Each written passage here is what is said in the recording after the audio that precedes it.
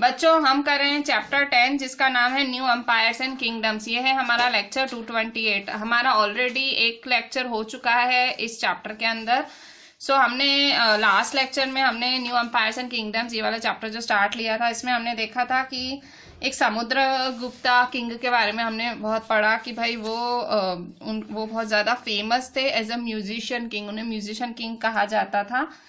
फिर इसके बाद पूरे उनके गुप्तास के बारे में हमने पढ़ा। फिर हमने पढ़ा कि भाई हरिसेना जो है, हरिसेना जो पोएट थे, उनके दरबार में उन्होंने उनको डिस्क्राइब किया हुआ है। 4 तरह के राजा हैं जिनको वो मतलब 4 तरह के राजा थे। आर्यवर्त थे, दक्षिणापथ थे, फिर inner circle of neighbouring states वाले राजा, रूलर्स ऑफ आउटलाइंग एरियाज वाले राजा थे। ठीक है, ये सब हमने देखा था लास्ट। एंड फिर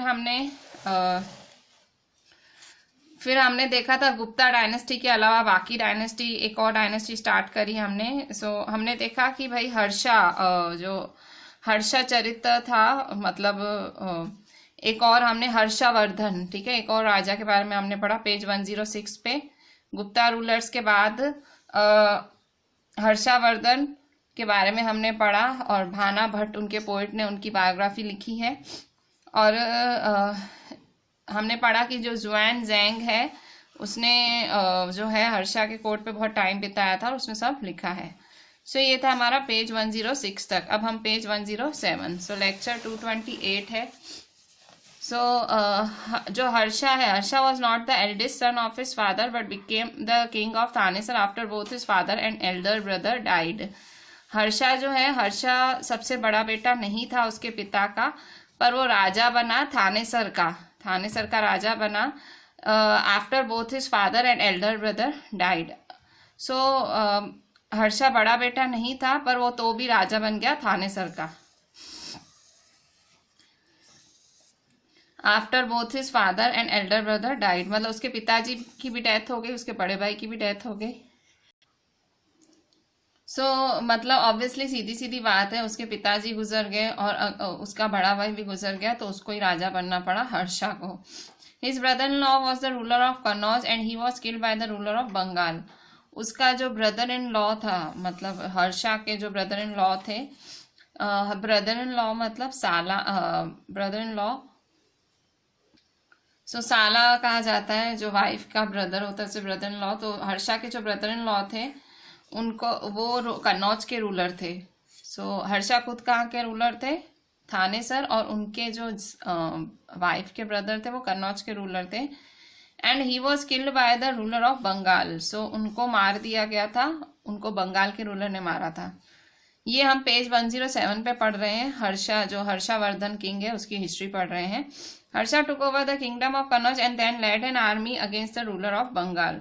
उनकी साले की मृत्यु के बाद, उनकी साले की डेथ के बाद हर्षा ने क्या किया?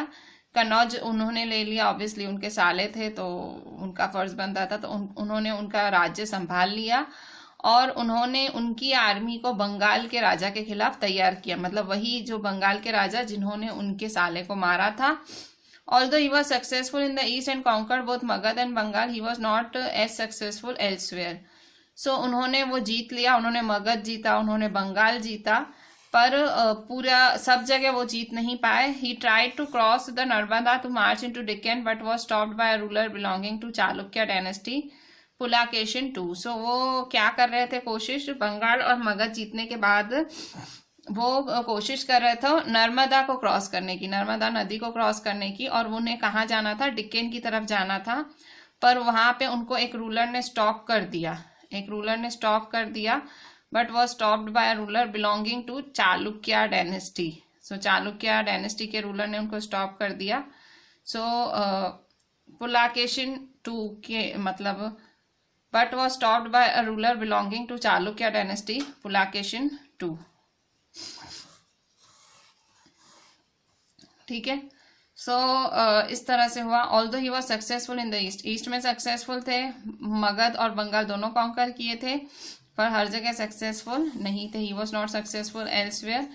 ही ट्राइड टू क्रॉस नर्मदा, वो नर्मदा को क्रॉस किए और डिक्कन की तरफ चले, but was stopped by a ruler, पर उनको एक रूलर ने रोक दिया जिसका नाम था पुलाकेशिन II, जो कि चालुक्य डायनेस्टी के चालुक्य साम्राज्य के रूलर थे। मतलब उनके साले की मृत्यु के बाद, डेथ के बाद, मगध और बंगाल उन्होंने जीत लिया, पर सब कुछ नहीं जीत पाए। तो और आगे जाके उन्होंने मतलब डिक्केन की तरफ गए, उनको रोक दिया गया पुलाकेशिन II द्वारा। ठीक है। अच्छा, अब हम पढ़ेंगे द पालव्स, चालुक्यास एंड पुलाकेशिन्स प्रशस्ति। अब इनकी तारीफ में भी लिखा गया है, पल्लव्स के बारे में, चालुक्यास के बारे में, पुलाकेशिन्स के बारे में, इनकी प्रशस्ति, इनकी तारीफें भी लिखी गई हैं। So Pallavs and Chalukyas were the most important ruling dynasty in South India during this period. So जो पल्लव्स थे और चालुक्यास थे वो बहुत इम्पॉर्टेंट साम्राज्य थे, रूलिंग साम्राज्य थे साउथ इंडिया के इस पीरियड के दौरान। ठीक है। Pallavas, Chalukyas were the most important ruling dynasties in south India during this period. So ये दोनों बहुत इम्पॉर्टेंट रूलिंग डायनेस्टी थे साउथ इंडिया के। The kingdom of Pallavs spread from region around their capital Kanchipuram to the Kaveri Delta. So ये जो पालव का राज्य था, The kingdom of Pallavs spread from the region around their capital. जो पालव का साम्राज्य था वो कांचीपुरम से कावेरी डेल्टा तक फैला था। ठीक है। सो पालव्स का जो राज्य था वो कांचीपुरम से कावेरी डेल्टा तक फैला था। While that of Chalukyas was centred around the Raichur doab between the rivers Krishna and Tungabhadra. जो चालुक्यास थे उनका साम्राज्य, उनकी डायनेस्टी कहाँ थी? रायचूर डोब के आजू बाजू थी, कृष्णा और तुंगभद्रा के बीच में। ठीक है। पालव और चालुक्यास क्या थे? पालव और Chalukyas were the most important ruling dynasties in south India during this period. Pallava और चालुक्य इम्पॉर्टेंट रूलिंग डायनेस्टी थे साउथ इंडिया की। Pallava and Chalukyas important ruling dynasty south India की। The kingdom of Pallava spread from region around their capital Kanchipuram to the river delta.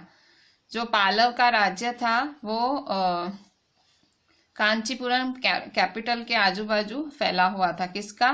पालव्स का। पालव्स का राज्य कांचीपुरम के आजू बाजू फैला हुआ था to the Kaveri delta. While that of Chalukyas was centre around the Raichur doab. जो चालुक्यास थे, वाइल दैट ऑफ जो चालुक्यास थे उनका जो साम्राज्य था रायचूर डोब के आजू बाजू फैला हुआ था between reverse Krishna and Tungabhadra. ठीक है। सो ये थोड़ा सा याद करने में थोड़ा सा डिफिकल्ट जैसा होगा, एक बार फिर से देख लो। पालव्स का राज्य कहाँ से कहाँ तक फैला हुआ था? कांचीपुरम के आजू बाजू कावेरी डेल्टा तक। और चालुक्यास था, चालुक्यास रायचूर डोब के आजू बाजू कृष्णा और तुंगभद्रा के बीच में। ठीक है। फिर Aihole the capital of Chalukyas was an important trading centre. AIHOL ही। सो ऐहोल क्या था? चालुक्यास का कैपिटल था जो कि एक इम्पॉर्टेंट ट्रेडिंग सेंटर था। It developed as a religious centre with a number of temples. So Aihole जो था एक रिलीजियस सेंटर के तौर पे डेवलप हुआ और बहुत सारे टेम्पल्स थे। The Pallavas and Chalukyas frequently raided one another's land, especially attacking the capital cities which were prosperous towns. So जो पालव्स थे और चालुक्यास थे वो एक दूसरे पे रेड डालते रहते थे, मतलब एक दूसरे पे अटैक करते रहते थे और अपनी कैपिटल सिटीज को अटैक करते थे। मतलब पालव्स और चालुक्यास दुश्मन की तरह ही थे, एक दूसरे पे अटैक करते रहते थे। So Aihole the capital of Chalukyas was an important trading centre. मतलब चालुक्या का जो कैपिटल है ऐहोल इम्पॉर्टेंट ट्रेडिंग सेंटर था। As a religious centre develop हुआ और बहुत सारे टेम्पल्स थे। पालव्स और चालुक्यास थे वो रेड करते रहते थे एक दूसरे के लैंड को और वो कैपिटल सिटीज को अटैक करते रहते थे और विच वर प्रॉस्परस टाउन्स। सो वो मतलब उन्हीं सिटीज को एक दूसरे के अटैक करते थे जो फली फूली सिटीज हों।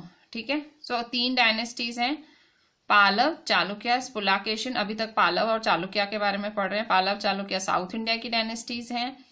पालव का रीजन कांचीपुरम की कैपिटल है, पालव का कैपिटल कांचीपुरम है और चालुक्यास है रायचूर डोब है और ये कांचीपुरम कावेरी के यहाँ आई हुआ है और रायचूर डॉब कहाँ आया हुआ है?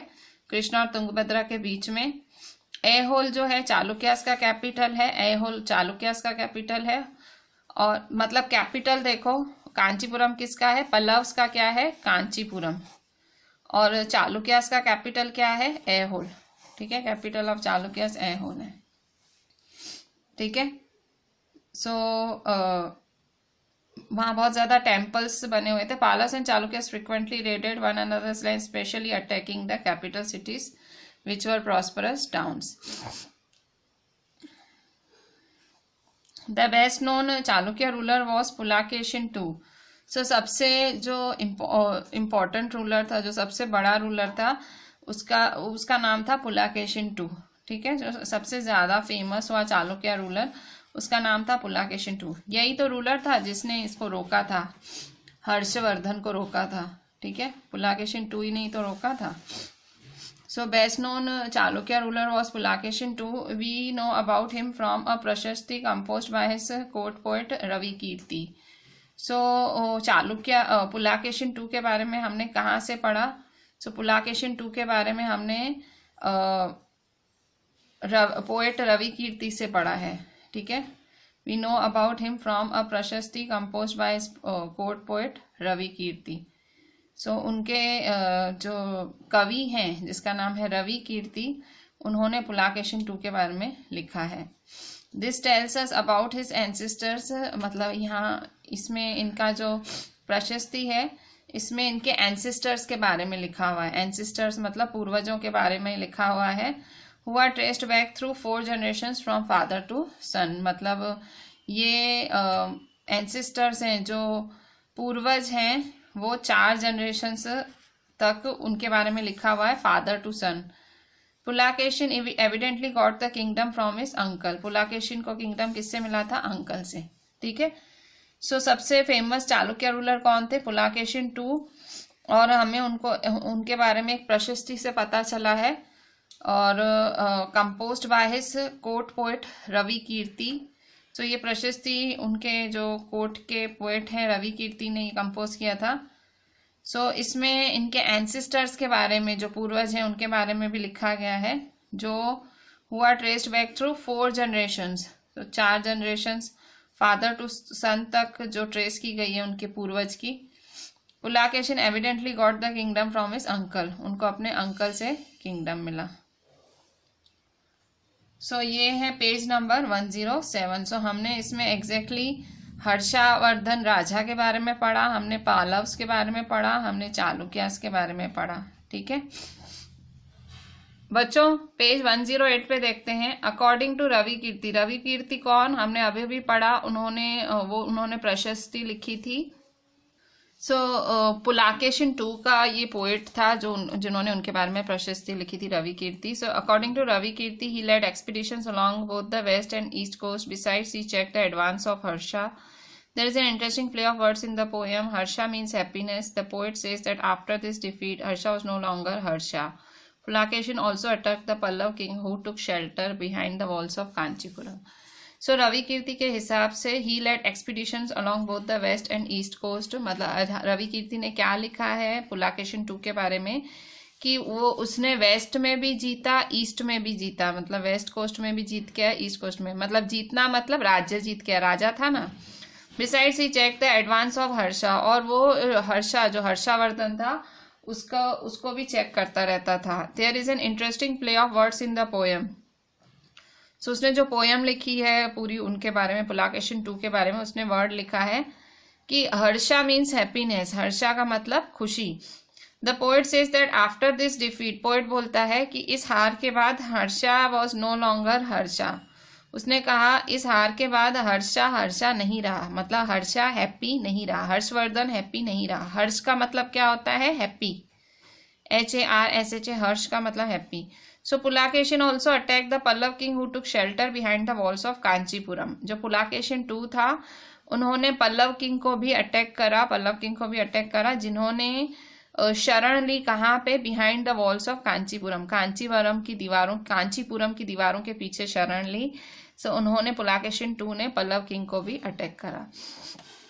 But the Chalukyas victory was short lived. Chalukya की जो जीत थी वो कम समय की थी। Ultimately both the Pallavas and Chalukya gave way to new rulers belonging to Rashtrakuta and Chola dynasties. So ये पालव और चालुक्य डायनेस्टीज वो लंबे समय तक चली नहीं, ठीक है। So Pulakeshin attacked the Pallava king who took shelter behind the walls of Kanchipuram. Pulakeshin ने पल्लव को भी अटैक किया और उन्होंने but Chalukya victory was short lived, पर ये जो उनकी जीत थी कुछ ही समय की थी।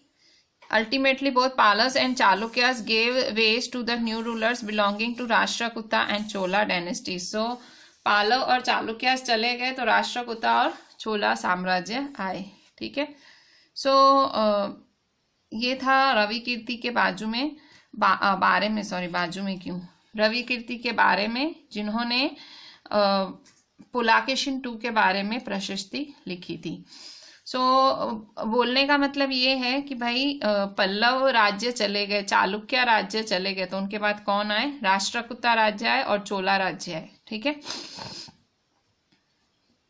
पल्लव राज्य चले गए, चालुक्य राज्य चले गए और फिर आए राष्ट्रकूटा और चोला राज्य, ठीक है। How are these kingdoms administered. So इन ये राज्यों को चलाया कैसे जाता था। How are these kingdoms administered. As in the case of earlier kings, land revenue remained important for these rulers and the village remained the basic unit of administration. So इन राजाओं को चलाया कैसे जाता था।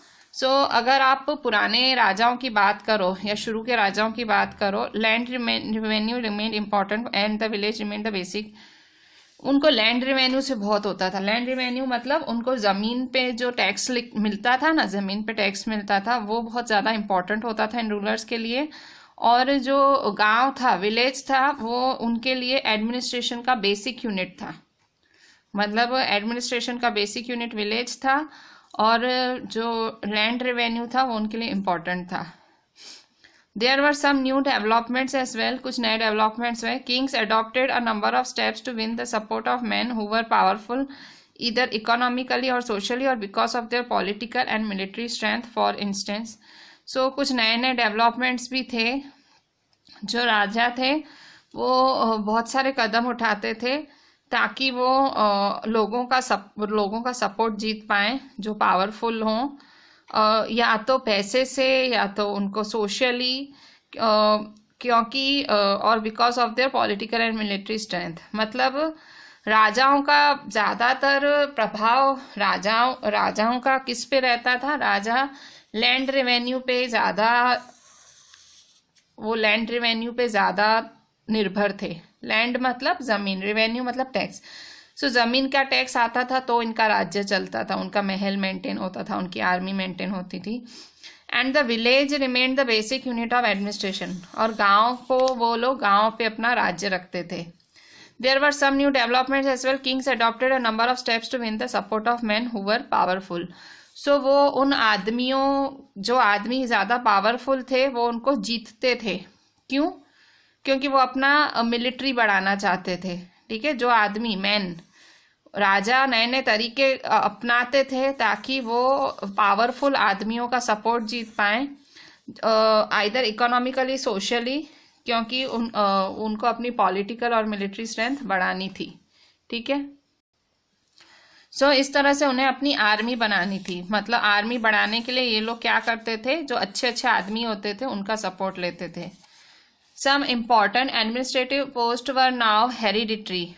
This means that sons succeeded fathers to this post. For example, the poet Harisena was a Mahadandanayak or chief judicial officer like his father. कुछ important administrative post अब hereditary हो गई. हेरिडिटरी मतलब अगर मेरे पिताजी मिनिस्टर थे तो फिर मैं भी मिनिस्टर बनूंगी, और फिर मेरा आगे बेटा भी मिनिस्टर बनेगा, और फिर उसका बेटा भी मिनिस्टर.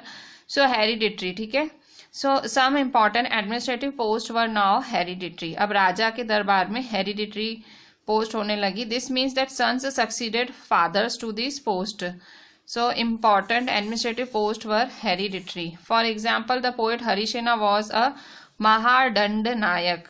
सो हमने हरिसेना का नाम आगे पढ़ा जो पोएट था. So the poet Harisena was a महादंड nayaka और chief judicial officer like his father. सो हरिसेना महादंड नायक था, या आप चीफ जुडिशियल ऑफिसर भी बोल सकते हो उसके पिताजी की तरह। Sometimes one person held many offices, कई बारी एक आदमी बहुत सारे ऑफिसेस में काम करता था, मतलब बहुत सारे ऑफिसेस चलाता था। For instance, being a महादंड Nayak, Harisena was Kumar Amatya meaning an important minister. A Sandhi Vigrahika means in a minister of war and peace.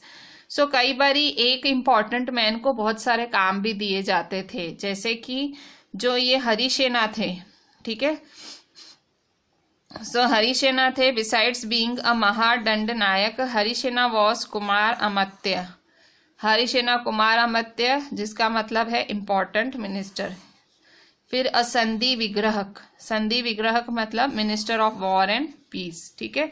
सो जो हरिसेना थे वो बहुत सारे ऑफिस संभालते थे, मतलब उनको बहुत ज्यादा पोस्ट मिली हुई थी, ठीक है। मतलब वो महादंड नायक भी थे और वो कुमार अमित्य भी थे और संधि विग्रहक भी थे, ठीक है।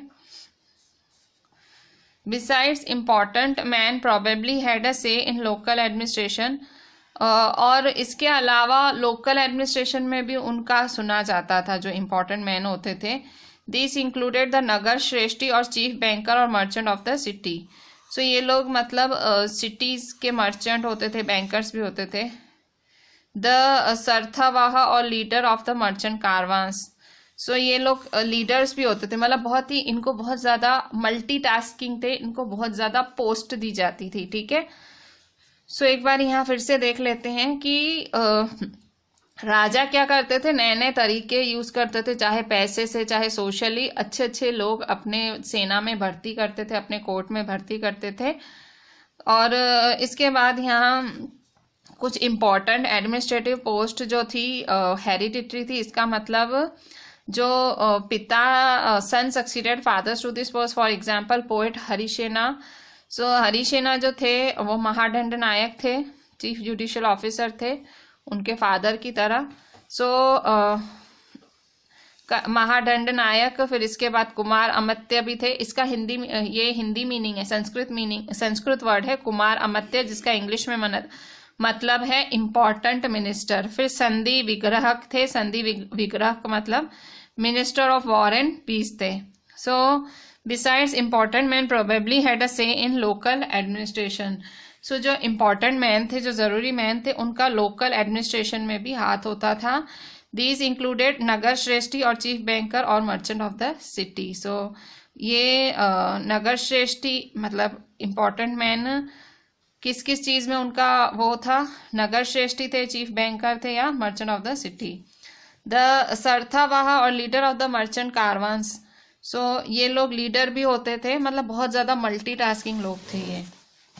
द प्रथम कुलिक और the chief craftsman and the head of Kayastha और scribes. So these policies were reasonably effective, but sooner or later some of these powerful men grew strong enough to set up independent kingdoms. So ये जो policies थी वो reasonably effective थी, पर आगे जाके कुछ जो पावरफुल लोग थे वो और स्ट्रांग हो गए और उन्होंने इंडिपेंडेंट राज्य बनाए, ठीक है। सो ये जो पॉलिसीज थी इफेक्टिव थी, और ये जो पावरफुल मैन जैसे ये हरिसेना वगैरह थे, और उन्होंने खुद के राज्य ही बना लिए, ठीक है। मतलब राजा के आदमी होके फिर उन्होंने खुद के राज्य ही बना लिए। So a new kind of army like earlier rulers, some of this king maintained a well organized army with elephants, chariots, cavalry and foot soldiers.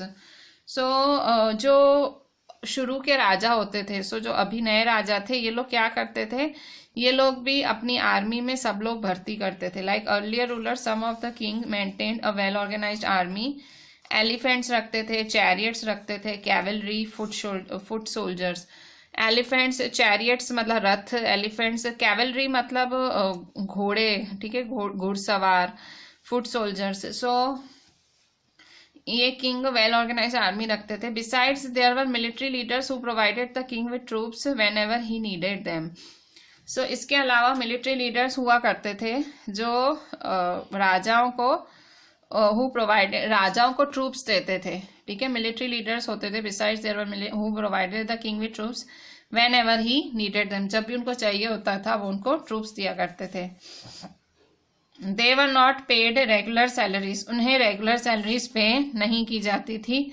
Instead some of them received grants of land, so उन मतलब कुछों को तो land दे दिया जाता था, ठीक है, कुछ लोगों को लैंड दे दिया जाता था। सो मतलब मिलिट्री लीडर्स होते थे जो किंग को ट्रूप्स देते थे, वो provided the king with troops whenever he needed them. So military leaders जो थे राजाओं को ट्रूप्स देते थे, सेनाएं देते थे जब भी उन्हें चाहिए होती थी। उन्हें रेगुलर सैलरीज नहीं दी जाती थी। Instead some of them receive grants of land, so इन मिलिट्री लीडर्स को जमीनें ही दे दी जाती थी, मतलब खुश होकर राजन को जमीनें ही दे देते थे। So these military leaders were given grants of land, they collected revenue from the land and used this to maintain soldiers and horses and provide equipment for warfare. So ये क्या करते थे, ये टैक्स लेते थे, जमीनों पे टैक्स लेते थे और इस टैक्स को वो यूज करते थे सोल्जर्स की आर्मी मेंटेन करने, हॉर्सेस मेंटेन करने और वॉर के लिए जो है औजार, मतलब और वॉर के लिए जो भी चाहिए, हथियार चाहिए, वो देते थे। These men were known as samantas, इन लोगों का नाम क्या होता था, सामंत। सामंत कौन थे, सामंत मतलब मिलिट्री लीडर्स थे और उनको राजा ग्रांट्स ऑफ लैंड देते थे, लैंड दिया करते थे, रेवेन्यू ये लोग कलेक्ट करते थे और सोल्जर्स मेंटेन करते थे, हॉर्सेस और वॉरफेयर के इक्विपमेंट प्रोवाइड करते थे। Whenever the ruler was weak, Samants tried to become independent. So जैसे ही रूलर वीक पड़ जाता था, सामंत इंडिपेंडेंट हो जाते थे। मतलब जैसे ही राजा वीक पड़ता था तो सामंत एकदम तैयार होते थे उनका हथियाने के लिए। तो सामंत कौन थे, मिलिट्री लीडर्स थे। Assemblies in the southern kingdoms, so southern kingdoms जो साउथ राज्य थे, ये हमने जो भी नाम पढ़े ये सारे साउथ राज्य ही थे। कौन कौन से, सो साउथ मतलब हमारा जो साउथ वाला हिस्सा है नीचे, जो नहीं हम तमिल ये सारे लोग होते हैं वो। सो यहाँ देखो कौन कौन साउथ में हमने पढ़ा, पालव्स थे, चालुक्यास थे, ठीक है। फिर उनके जाने के बाद कौन है, पालव्स और चालुक्यास के बाद कौन है, राष्ट्रकूटा और चोला डायनेस्टीज आए, ठीक है। इनके बारे में आप डिटेल में 7th में पढ़ोगे आप, ठीक है। So assemblies in the southern kingdoms, so ये है पेज नंबर 109 पे, साउदर्न किंगडम में असेंबलीज कैसे लगती थी। सो असेंबली मतलब जो दरबार है वो कैसे लगता था southern kingdom. Inscriptions of the Pallava mentions a number of local assemblies.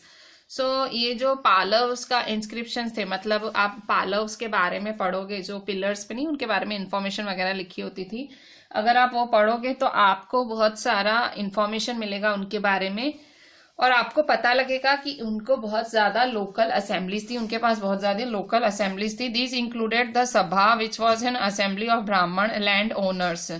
सो इन जो लोकल असेंबलीज में क्या क्या था, सभा था जिसका मतलब which was an assembly of ब्राह्मण लैंड ओनर्स, ठीक है। तो पालव्स का अगर आप इंस्क्रिप्शन देखो तो पता लगेगा कि बहुत ज्यादा लोकल असेंबलीज थी और दिस इंक्लूडेड द सभा विच वॉज असेंबली ऑफ ब्राह्मण लैंड ओनर्स। सो ब्राह्मण लैंड ओनर्स थे, लैंड ओनर्स का मतलब ब्राह्मण जमींदार थे, वो उनको सभा कहा जाता था। ब्राह्मण जमींदारों के ग्रुप को सभा कहा जाता था। This assembly functioned through subcommittees which look after irrigation, agriculture operations, making roads, local temples. So ये जो ब्राह्मण जमींदार थे, ब्राह्मण लैंड ओनर्स थे जिनको सभा कहा जाता था, इनका काम क्या था, सभा, असेंबली मतलब ग्रुप। सो इस सभा ग्रुप या सभा असेंबली का काम क्या था, this assembly functioned through subcommittees which look after irrigation, मतलब वो इरिगेशन पे मतलब इरिगेशन को देखती थी कि फार्मर्स को इरिगेशन फैसिलिटी मिल रही है, एग्रीकल्चर ऑपरेशंस, एग्रीकल्चर से रिलेटेड सब कुछ देखती थी, रोड बनवाती थी, लोकल टेम्पल्स बनवाती थी, एक्सेट्रा। सो ये सभा था। सभा क्या था, फिर से ब्राह्मण लैंड ओनर्स का ग्रुप था। किस किस पे ध्यान देते थे ये लोग, irrigation, agriculture operations, making roads, local temples, etcetera, ठीक है। इसके बाद उर, UR।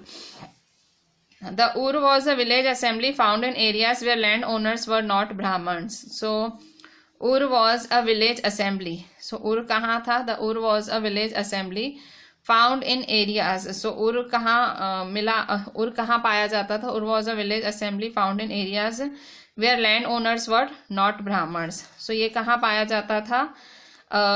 उन एरियाज में पाए जाते थे ये विलेज असेंबली। विलेज असेंबली मतलब विलेज का ग्रुप था उर। सो जहाँ पे लैंड ओनर्स ब्राह्मण नहीं थे उन्हें उर कहा जाता था। लैंड ओनर्स ब्राह्मण और वो सभा। सभा कौन था?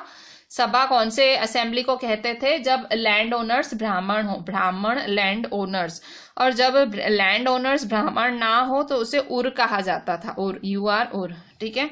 And the Nagaram was an organization of merchants. और जो नगरम था, नगरम मर्चेंट्स की ऑर्गेनाइजेशन थी, मर्चेंट की असेंबली थी। Nagaram was an organization of merchants, ठीक है। सो जो नगरम था वो मर्चेंट्स का ऑर्गेनाइजेशन था। It is likely that this assemblies were controlled by rich and powerful land owners and merchants. So आप देख सकते हो ये जो असेंबलीज हैं, तो it is likely that these assemblies were controlled by rich and powerful landowners and merchants. So ये जो assemblies हैं इनको कौन कंट्रोल करता था? अमीर और पावरफुल लैंड ओनर्स कंट्रोल करते थे, मर्चेंट्स कंट्रोल करते थे। So many of this local assemblies continue to function for century. So ये जो लोकल असेंबलीज थी सदियों सदियों तक ये असेंबलीज कंटिन्यू, मतलब सेंचुरीज तक ये असेंबलीज काम करती थी, ठीक है।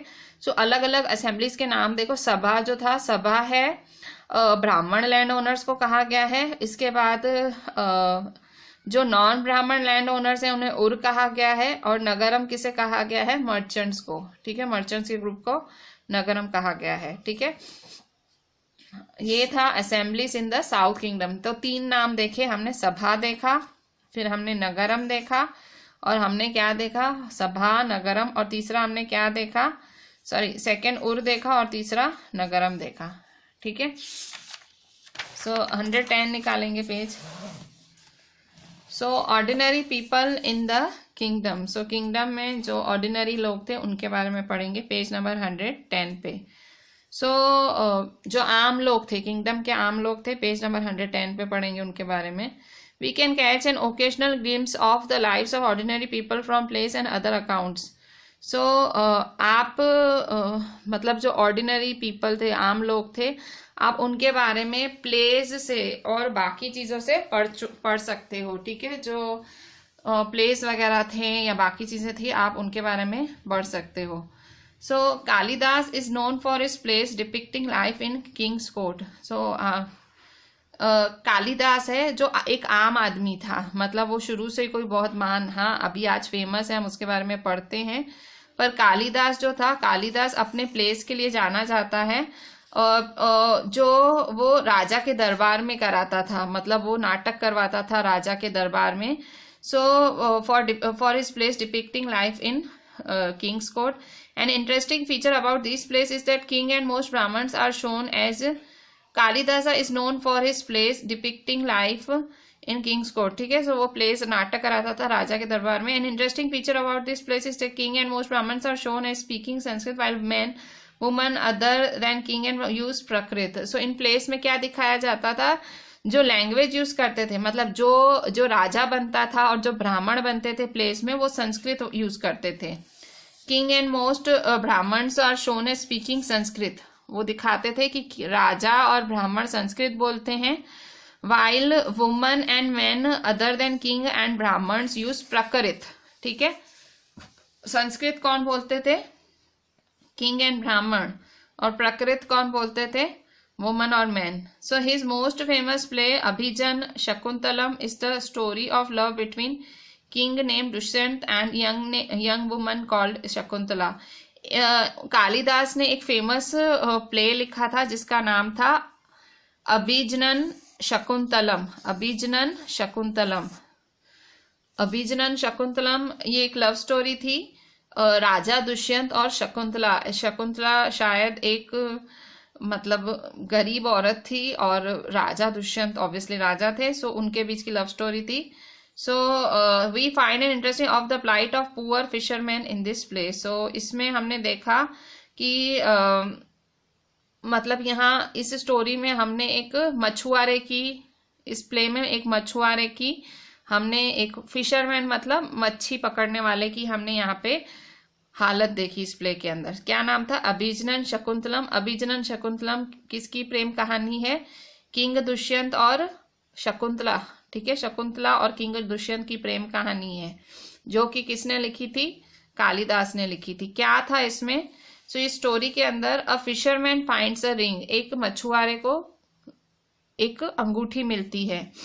A fisherman found a precious ring which the king had given to Shakuntala, but which had been accidentally swallowed by a fish. When he went to the palace with it, the gateman accused him of theft, and chief police officer was rather rude. The king was when he saw the ring and sent a reward for the. Then the police officer decided to take a share of the and went along with her to have a drink. सो अब क्या हुआ? Fisherman finds a ring. इसमें ऐसा होता है कि जो राजा थे, दुष्यंत राजा थे, उन्होंने जो उनकी प्रेमिका थी या रानी थी जिनका नाम शकुंतला था, उनको एक रिंग गिफ्ट की थी। सो वो रिंग उनसे गुम गई थी, उन शकुंतला से उनकी वो रिंग गुम गई थी, गुम हो गई थी। सो वो एक मछली निगल गई थी, वो रिंग एक मछली निगल गई थी। और जब एक मछुआरे ने, फिशरमैन ने वो मछली पकड़ी तो उसको उसके पेट से ये प्रेशियस रिंग मिली। जब काटा तो उसके अंदर से ये बहुत ही कीमती रिंग मिली। और जब फिर वो मतलब वो जो मछुआरा था वो राजा के राज्य में गया और उसने वो दिखाई अंगूठी। तो जो गेटमैन था, मतलब जो दरबान होता है राजा का, उसने उसको कहा तू तो चोर है, कि तेरे जैसे मछुआरे के पास राजा की अंगूठी कैसे आई, तू तो चोर है। फिर जो उसके बाद जो राजा का एक पुलिस ऑफिसर था, जो मतलब राजा रखते थे, तो वो फिशरमैन के साथ बहुत बदतमीजी कर रहा था, वो भी रूड था। पर जब आखिर वो राजा के पास पहुंचा तो राजा वो रिंग देख के बहुत ज्यादा खुश हुआ और उसने उसको इनाम भेजा, फिशरमैन को इनाम भेजा। पर वो जो गेटमैन थे और पुलिस ऑफिसर थे, उन्होंने उसके साथ वो इनाम बांट लिया, मतलब जबरदस्ती की कि हमारे साथ बांट दे, और वो लोग उसके साथ ड्रिंक करने चले गए। सो ये एक स्टोरी है। सो ये स्टोरी बहुत लंबी है, इन्होंने खाली एक शॉर्ट में आपको बताया है कि भाई कि ये जो अभिजनन शकुंतलम का एक छोटा सा पार्ट, स्टोरी का पार्ट इन्होंने इस पैराग्राफ में बताया है, ठीक है। So with this I am ending my today's lecture. हम यहीं आज एंड करते हैं। So this is page 110 and एक बारी फिर से हमने आज जो भी पढ़ा, आई am just going through everything, ताकि आपको जो है चैप्टर थोड़ा सा, क्योंकि 7th में भी आएगा, 7th में ये चोला, ये सारी डायनेस्टीज आप पढ़ोगे, सो एक बार आपको अच्छी आइडिया आ जाए। So I am just making a short revision from page 107 again. So page 107 से ही हमने ये चालू करा था। हमने हर्षवर्धन राजा के बारे में पढ़ा कि हर्षवर्धन जो राजा थे वो भले ही बड़े बेटे नहीं थे तो भी वो राजा बन गए। कहाँ के? थानेसर के राजा बने। क्यों? क्योंकि उनके पिताजी और बड़े भाई दोनों की मौत हो गई थी। उसके बाद उनके जो साले थे, उनका वो जो कन्नौज के राजा थे, उनकी भी मौत हो गई थी, उनको बंगाल के राजा ने मार दिया था। सो हर्षा ने क्या किया, अपने जो साले थे उनके कन्नौज, जिनका कन्नौज राज्य था, उन्होंने उसको उनका राज्य संभाल लिया तुरंत, और उन्होंने वो उसकी आर्मी को संभालने लगे और बंगाल के सामने जीत हासिल की। सो ईस्ट में सक्सेसफुल रहे, मगध जीता, बंगाल जीता, पर बाकी जगह हर्षवर्धन बहुत ज्यादा सक्सेसफुल नहीं रहे। वो डिक्कन जाना चाहते थे, पर उनको चालुक्य डायनेस्टी, चालुक्य साम्राज्य के रूलर पुलाकेशिन II ने रोक लिया, मतलब आगे जाने नहीं दिया। फिर इसके बाद हमने पालव और चालुक्य डायनेस्टी के बारे में पढ़ा। पालव और चालुक्य डायनेस्टी साउथ इंडिया की इंपॉर्टेंट डायनेस्टीज हैं और इनका किंगडम फैला हुआ है। कैपिटल कांचीपुरम है पालव का। चालुक्यास का कैपिटल है ऐहोल है। और पालव और चालुक्य एक दूसरे पे अटैक करते रहते थे।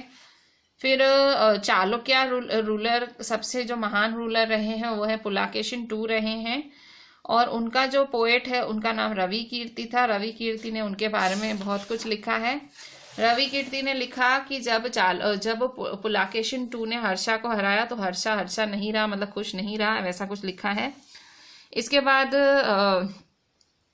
चालुक्य की जो ये जीत है कुछ ही समय तक रही। सो पल्लव और चालुक्य के बाद नए रूलर्स आए राष्ट्रकूटा और चोला डायनेस्टी की। तो टोटल साउथ में 4 डायनेस्टीज हुई। पहले पल्लव चालुक्यस थे, फिर राष्ट्रकूटा और चोलास थे। ये राष्ट्रकूटा चोलास के बारे में आप 7th में डिटेल में पढ़ोगे। सो इसके बाद हमने पढ़ा कि भाई जो राजा था, राजा अच्छे अच्छे आदमी ढूंढता था अपनी आर्मी के लिए। सो यहाँ हमने पूरा उसके बारे में पढ़ा।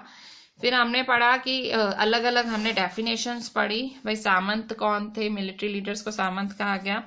फिर सभा, जो सभा क्या है, ब्राह्मण लैंड ओनर्स को उनके ग्रुप को सभा कहते हैं। फिर नगरम क्या है, नगरम मर्चेंट्स के ग्रुप को कहा गया। उर्स क्या है, उर्स लैंड ओनर्स जो ब्राह्मण नहीं है उनके बारे में है वो, ठीक है। सो